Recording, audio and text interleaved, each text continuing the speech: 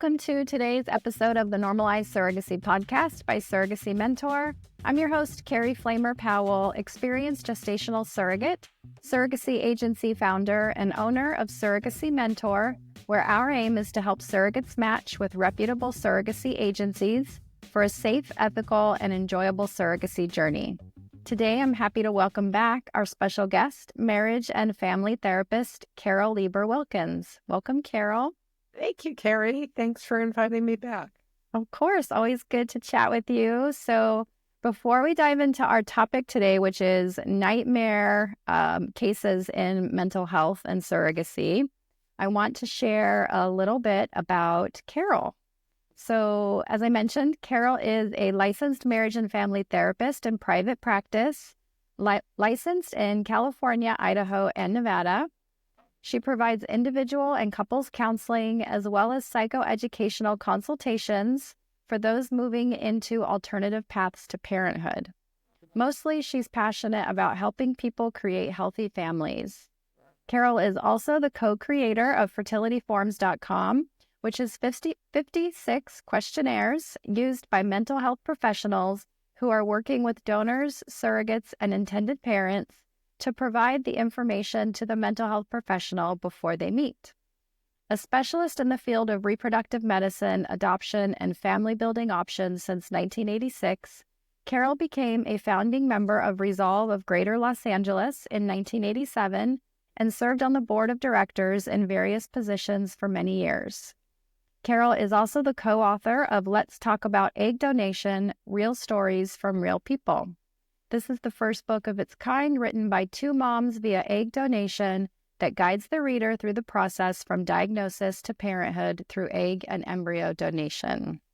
So you have been in this industry for longer than most people I know. So you've seen it all. Yeah, I'm getting to be senior.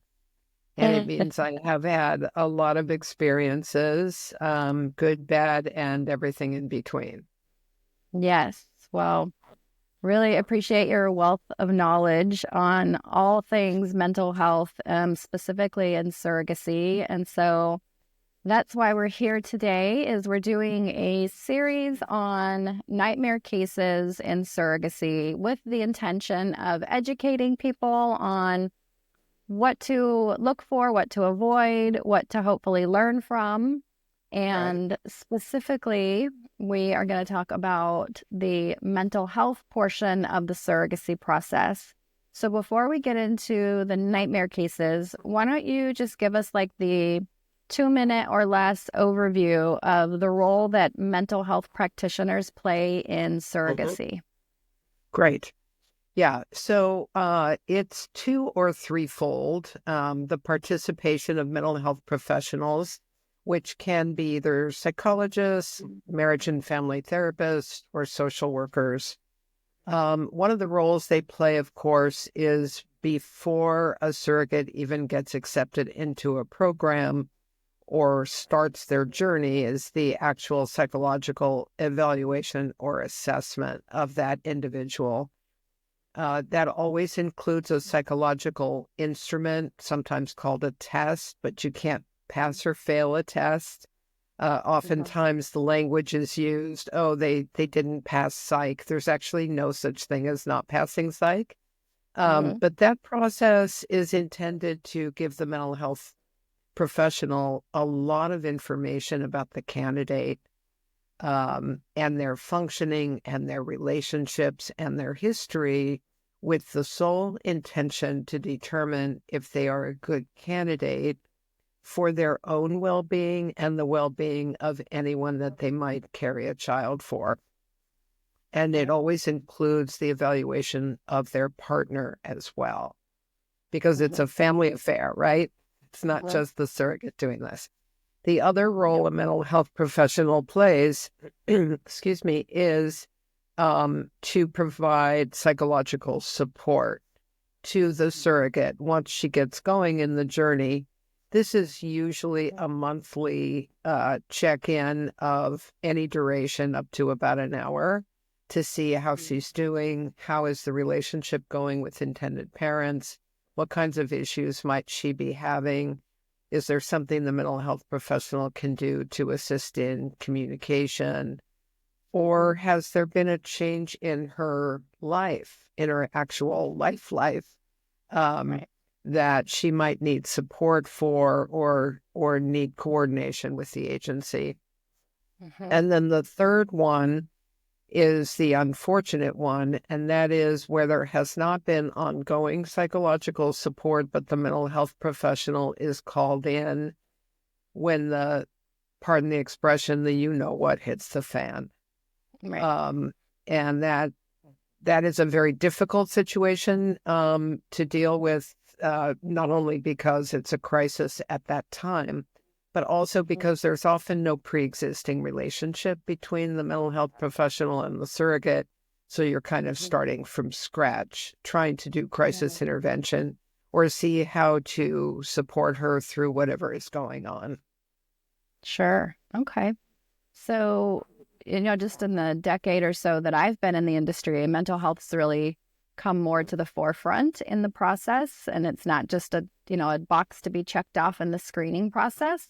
So I'm Good. really glad to see, yeah, I'm really glad to see that. And I think that as more cases have completed over the last decade, people have really seen firsthand the need for mental health support. So what you guys do is super important. Yeah. And So, the first one of those that I mentioned, the assessment Mhm. process, is often the step that, when it's done properly and correctly, can avoid some of the Mhm. nightmares that we may be talking about. Not always, for sure, Mhm.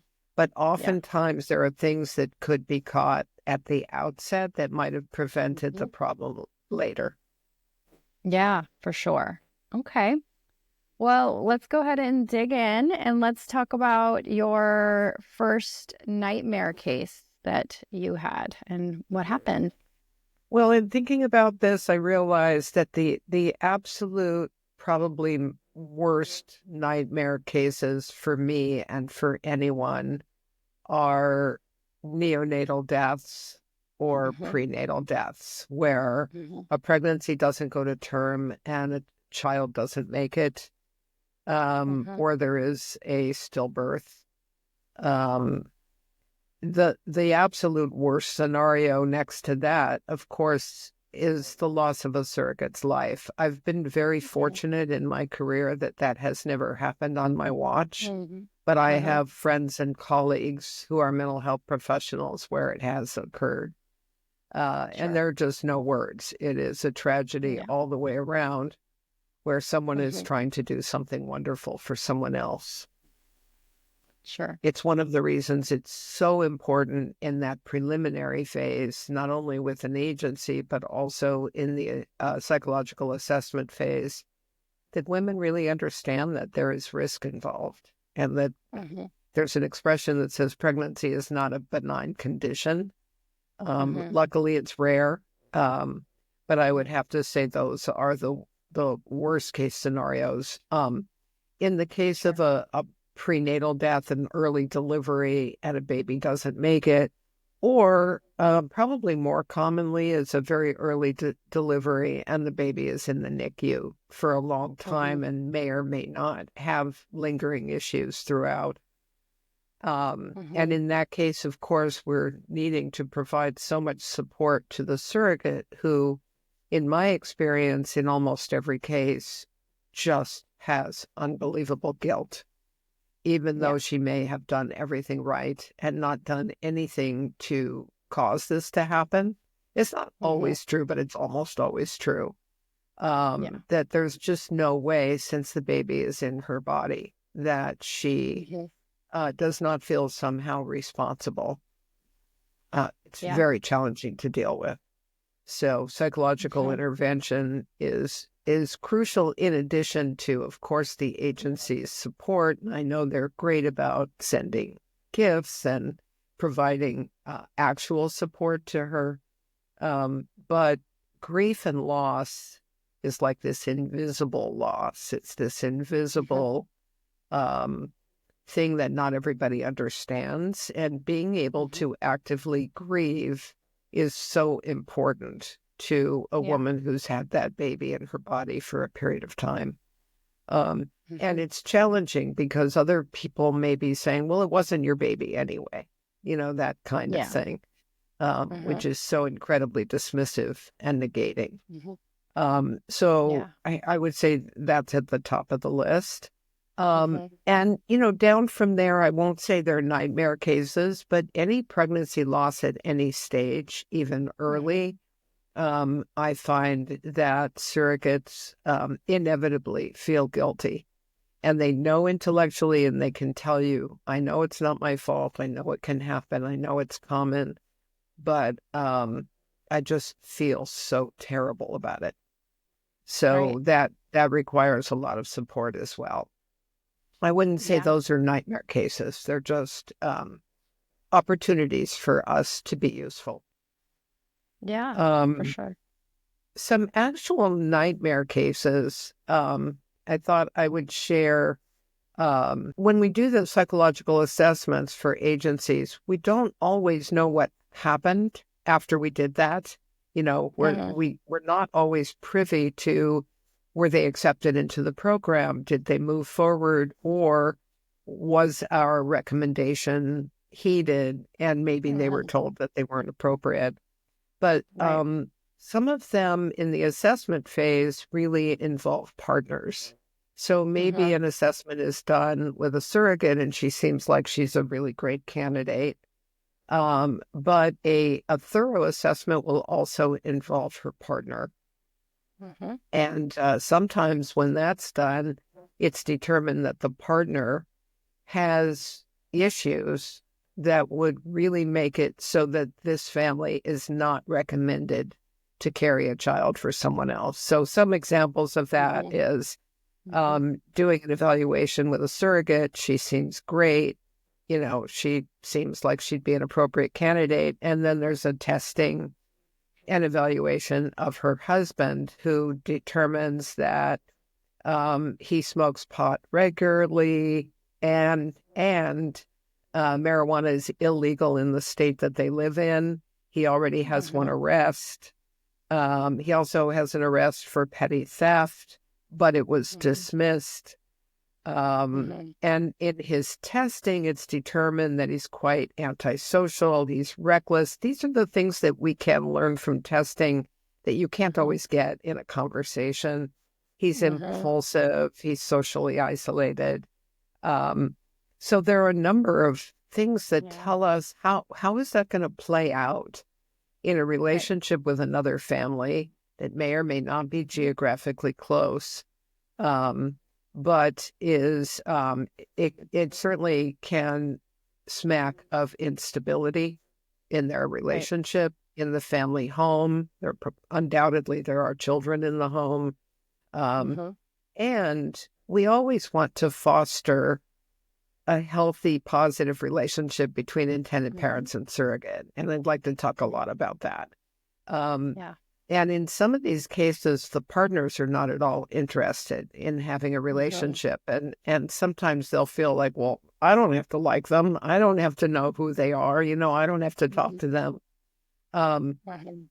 But this really is a family affair. And if someone does have a partner, it really needs to be all for one and one for all. So that's a situation where we would not recommend not moving forward, but we really don't know what the agency decides at the end of the day because they might think she's great and they can just work with the rest of it. Another one is there was a situation where the baby was determined to have a birth defect during the pregnancy. And it was recommended that the baby have surgery, that the surrogate have surgery so the baby could have surgery to repair the birth defect. And her husband did not want her to have that surgery because it was an option to do the surgery after the baby was born. But it was better for the baby to have the surgery while in utero. So you can imagine this creates a huge conflict between intended parents and the surrogate, with the agency in the middle trying to negotiate all parties' wishes. but it creates tremendous conflict. The intended parents are always in a position where, of course, they want the surrogate to be okay, but they also want her to do her best, bring that child to a healthy, to start breathing air. Yeah. So that actually is kind of a nightmare case. It's very Hmm. difficult. Everyone's health is at risk in one form or another, and there's kind of no good solution. Um, Sure. and that's one where possibly it could not have been predicted. Some of these other cases, I would Hmm. definitely say we could have headed that off at the pass. Hmm. But in that case, something like that can't really be predicted. We certainly talk about, um, as you know, termination issues are Yeah. a huge part of every assessment, and having a good match with like-minded intended parents is crucial. Hmm. But in this case, it's not even a termination, it's a surgery. But of Yeah. course, for the baby to have surgery, the surrogate has to have surgery, and the partner was just very concerned about his wife Yep. having that surgery, which then put the baby at more risk. Sure. Um, That's a that's hard one. one we may not have been able to head off. Um, and then there was one I was involved in not too long ago that was really interesting. There was a surrogate that I had history with because this was her fourth journey, and it was a Hmm. sibling journey for one Hmm. of prior three families. Hmm. And she was a very busy mom of two, single, and going to Hmm. school and working at the same time. So she was very busy, very high functioning, really Hmm. bright. And because she was so smart, they did a single embryo transfer. She Hmm. was not interested in carrying twins and everything that brought with her, Sure. and the embryo split.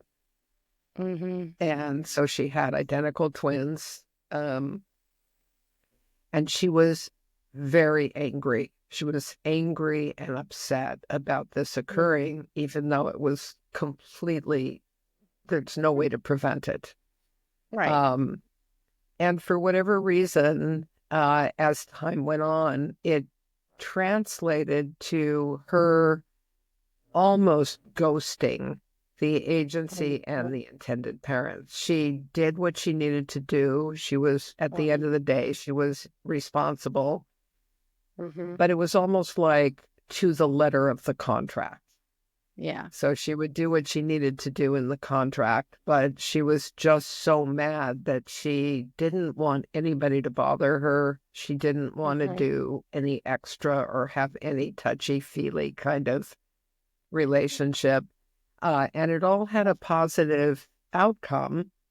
Mhm. Um, but it was so stressful. And these were people that had a pre-existing relationship because Yeah. of the prior journey. So um, it was very challenging for everyone involved, all three parties, including the agency.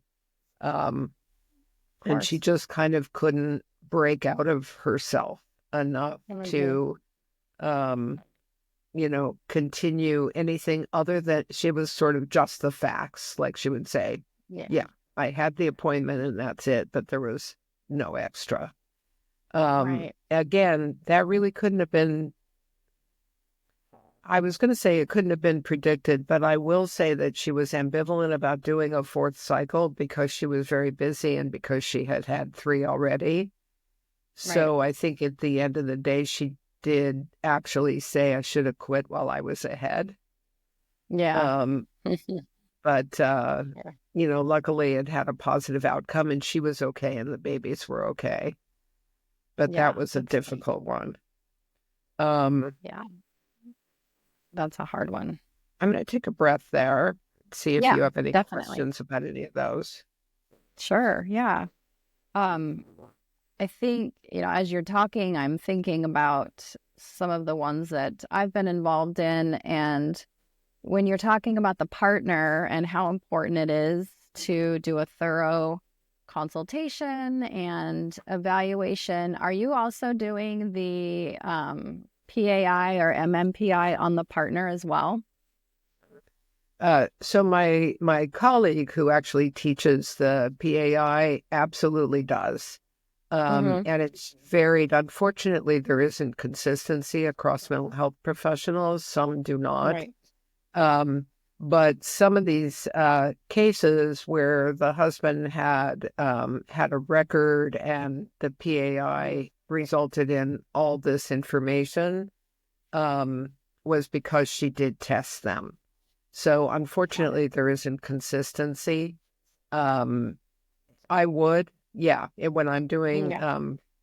assessments, but not everybody does. And you wouldn't really know a lot of that because they can show up on Mm-hmm. camera and you can talk to them and they can say, yeah, it's fine if she wants to do this, right? Which is what we hear a lot. Mm-hmm. And you can do certainly a criminal background check on them and find out there was an arrest. But, sometimes Mm-hmm. people say to us, well, how do you know that? How did you get that Mm-hmm. information? And my response is always like, we're trained to ask people questions in a way that we get information that they're not necessarily going to tell the agency. Um, Yeah, so, yes, it's for because sure. they were tested that we learned that. Yeah, and that's definitely not something that I believe the majority of mental health practitioners are doing, but I do think it's a good thing to do. It Um, takes more time, and that's yeah. one of the reasons. So, you get pushback from the surrogate and the partner, and he's not home and he's working and this and that. Mm-hmm. And, he's not the one carrying the baby. So you get Mm-hmm. pushback there. You get pushback from agencies sometimes who are like, Mm-hmm. we don't want to spend the extra money for that. It's, Right. it's not a lot more money, actually, just, to Sure. do the other test. So that's part of the reason is that there's pushback, but you can Sure. see Yeah. that to do a thorough job, you've got to do it. Yeah. I think it's important. One of the nightmare cases that I was involved in years ago as an agency owner was the surrogate, you know, the psychological consultation evaluation is really the last step for a lot of agencies before they clear a surrogate to match with parents. And sometimes they even do it after the match. And, once you've gotten to this point, you feel pretty confident as an agency owner that this is going to be a great surrogate. Everything's going to work out great. Yeah. Yeah. So we had a surrogate who everything went great with her screening, and she had the consultation with the therapist and her partner, and the report came back. Everything was great. And then about a week later, we get a frantic call from the surrogate saying that, and they had been married, I think, 10 years, something like that, that she has to stop the process. Her husband showed up late last night, totally high on drugs, which he'd never done before in his life that she knew of, trying to like break the windows in the house, like all this crazy stuff. And it turned out that he had been hiding a drug problem for like a year from her and everybody. And she ended up divorcing him and going through this whole process. And the happy thing is that she came back about 2 years later after the divorce and lots of Wow. therapy and stabilizing her life. And she came back and actually did a journey with us. But it was just an example that even the professionals sometimes can't catch everything, right? If someone's really good at hiding something, the best shot we have, right, is mental health Sure. evaluation. But you Yeah. you can't account for the fact that these are humans at the end of the day, and human behavior is unpredictable. And so that was definitely a nightmare that nobody saw coming. And thankfully, she hadn't been matched yet. Yeah. But it Yeah. can happen, right? It can happen, and we're not fortune tellers, Right. but we do have good tools at our disposal, and we do catch a lot. But you're absolutely right, and yeah, it's it is particularly frustrating, I will say, when we're asked to evaluate someone who's been matched and working with an agency that only does the assessment, the psychological assessment after the match. And I Mm-hmm. understand there are, financial reasons for doing that. But it makes our job much more challenging in many ways, because if we need to recommend her not moving forward, Mm-hmm. um, we usually hear something like, "Oh, but they already love her, and we Yeah. love her."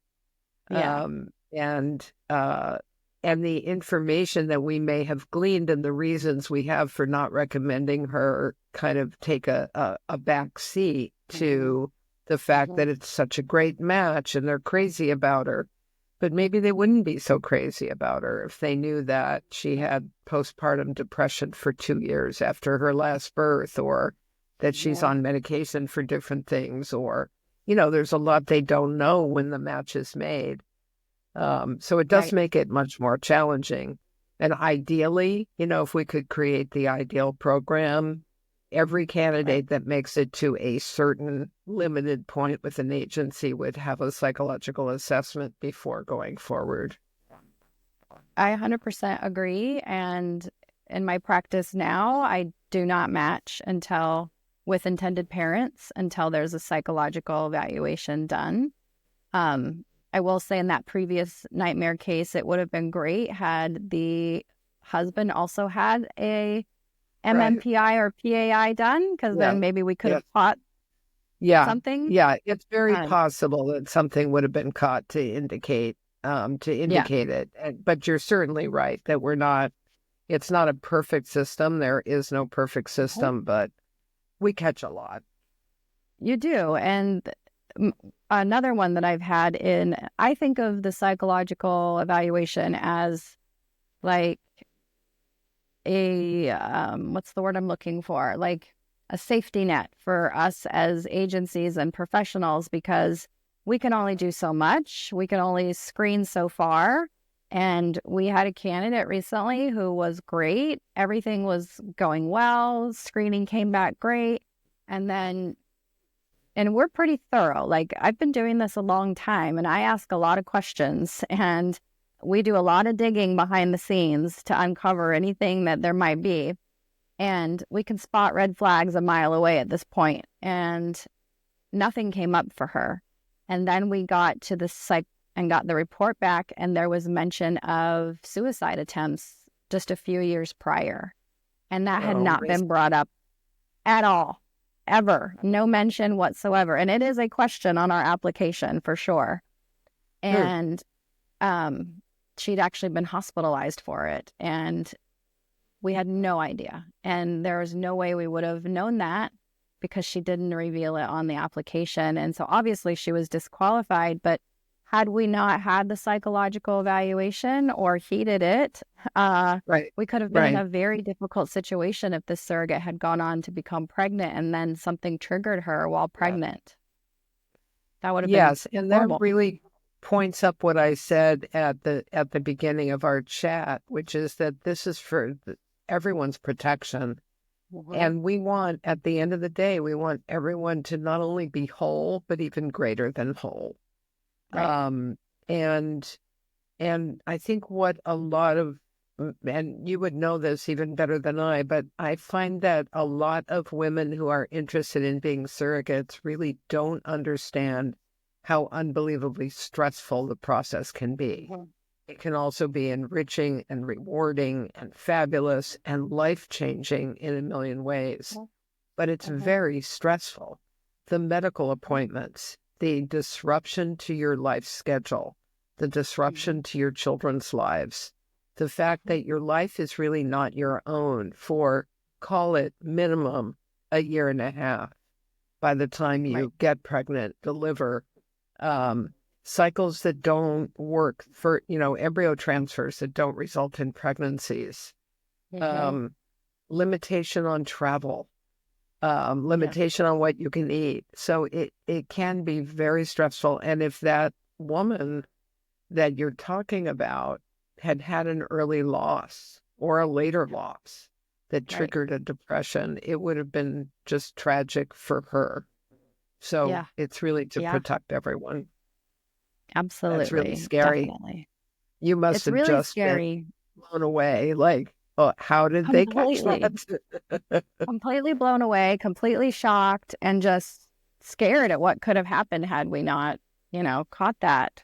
That's my biggest fear is not catching something that should have been caught in screening and then going on to have that become a complicated issue or dangerous issue for her family, the baby, the parents, all the things.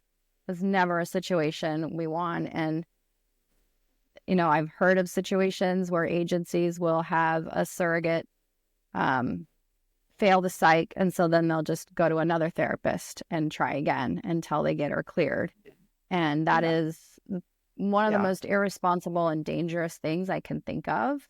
And thankfully, it's, a very small percentage of professionals that I have heard of doing this, but that is definitely one of the most dangerous things, I think. And that could create so many nightmare cases if she fails psych, as you say. However you want to say it. If she doesn't pass, if she's not cleared by the mental health therapist, that is not an hard appropriate candidate. Not an appropriate candidate, according to one mental health therapist, then that's the end of the road.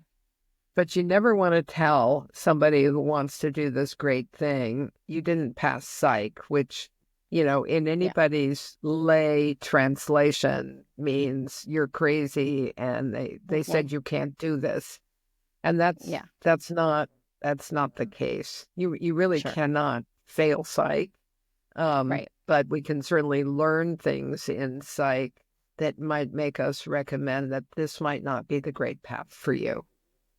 Right. And I think that's a good point, is it's almost never about, is she psychologically sound? Because in my experience, 99% or, 95% of candidates are psychologically fine. It's that the dynamics of maybe her marriage or her family demands or whatever it is, there's some dynamic there that's not necessarily her psychological well-being or health. It's a dynamic that comes out during the evaluation that is not suitable for surrogacy. And so I do think that there's some validity in looking at it that way, is understanding that doesn't mean you're crazy. It doesn't mean there's anything wrong with your psychological health. Yeah. It's just that it doesn't mean you're not a great person. Right. Absolutely. Your heart's in the right place. You're a good person, but this is not a good time in your life. The dynamics are such that it's just not healthy to move forward. Yes, exactly. It's interesting, too, because when I look on some of the agency websites or social media or whatever, there's often a list of, like, what makes who is a good candidate for surrogacy? Mm-hmm. And it'll have the list of, clearly, you need to have given birth to a live, healthy child, raising that child, be in a stable relationship or a stable home life is almost always on that list. And then, and then they get all the way through your screening process and they get with us and we discover something like, her partner is smoking pot in the house every day. And they might not consider that not stable, but we would. Anything that puts everybody at risk. Or even a partner, or even, even the candidate herself who may feel like, everything is stable, but maybe she's very isolated or has difficulty connecting with people. She has a good heart, but she doesn't think she can have a relationship with intended parents. She just wants to do this. It all goes into kind of determining what's going to be a great situation for all concerned, including the children that are born through surrogacy, who in the best case scenarios should ultimately have an opportunity to know the person who grew them for a year's time and took care of them for a year before they were able to go home to their parents. And if the relationship ends up such that that person's not available, I always tell surrogates, like, the baby you grow and help to bring into the world is living in your home for Mhm. almost a year's time. They're hearing your voices. They're hearing the voice of your children. They're hearing the music you play. They're eating the food that you eat. And Mhm. that all counts. And so Yeah. when they, are developing and growing, for them to have a connection to, oh, that's where I lived for a year. I lived in that house with those people, Mhm. is a way of kind of completing the circle and helping Right. children to understand their origins. Their origin didn't start the minute they breathed air. Right. That's right. 100%. And as a mom via a child conceived via sperm donation and as a gestational surrogate, I fully believe that every child deserves to be able to reconnect with their donor, carrier, what have you, in order to complete that circle for themselves. So I think Yeah. that is a huge piece of the pie that we have to think about is this going to be someone who can be maintain a relationship and stay Show in up. connection and be available and show up, right? Yeah. Yeah. Yeah. 100%. Absolutely. Well, this has just been such a great conversation, and I so Scary appreciate though, your right? time. Scary stuff. It is. It is, but you know what? It's okay. A little bit of fear makes us stay on our toes and remember that this is an important process that we're all working towards. So I appreciate your expertise and your time. Thank Of you for being course. with us. So Anytime, that brings Carrie. us, thank you. That brings us to the end of this episode of the Normalized Surrogacy Podcast. Again, I'm your host, Carey Flamer-Powell. Want to thank my special guest again, Carole, for joining me for this chat today. You can learn more about Carole via the links in this podcast. Be sure to check us out online at surrogacymentor.com. Take our easy 2-minute quiz to see if you could be a surrogate. Thanks, and talk to you next time.